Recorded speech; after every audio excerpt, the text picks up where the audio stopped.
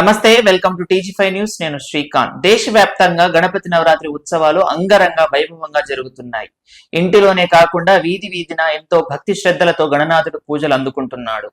ఢిల్లీ నుంచి గల్లీ వరకు ఏర్పాటు చేసిన గణపతి మండపాలలో రకరకాల రూపాల్లో గణపయ్య కొలువుదీరి భక్తులకు దర్శనమిస్తున్నాడు.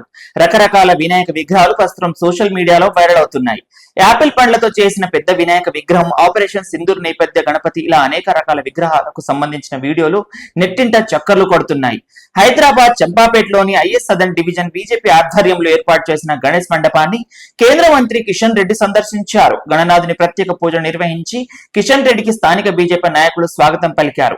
గణేష్ మండపం వద్ద నిర్వహిస్తున్న ఈ వైభోగం ఎంతో అభినందనీయం. సమాజానికి శుభాన్నివ్వాలని గణపతి ప్రార్థిస్తున్నానని తెలిపారు. జూబ్లీ హిల్స్ నియోజకవర్గంలో యూసఫ్ గూడ డివిజన్ లో లక్ష్మీ నరసింహస్వామి నగర్ లో జై గణేష్ ఫ్రెండ్ యూత్ అసోసియేషన్ ఆధ్వర్యంలో అన్నదాన కార్యక్రమం ఏర్పాటు చేశారు. ఈ కార్యక్రమానికి ముఖ్య అతిథిగా మాగంటి వజ్రరా హాజరై గణనాథుడికి పూజించి ఆశీర్వాదం తీసుకున్నాడు.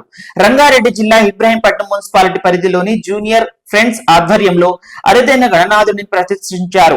ఈ వినాయకుడికి చేతి నిండా అక్షింతలు వేస్తూ భక్తులను ఆశీర్వదించే విధంగా ఏర్పాటు చేశారు. ఈ మేరకు కమిటీ సభ్యులు పిలుపు మేరకు ఎమ్మెల్యే మల్రెడ్డి రంగారెడ్డి గణనాథుని దర్శించుకుని ప్రత్యేక పూజలు నిర్వహించాడు. అనంతరం గణనాథుడు మొదటి అక్షింతలు ఎమ్మెల్యే మల్రెడ్డి రంగారెడ్డిపై వేసి ఆశీర్వదించాడు.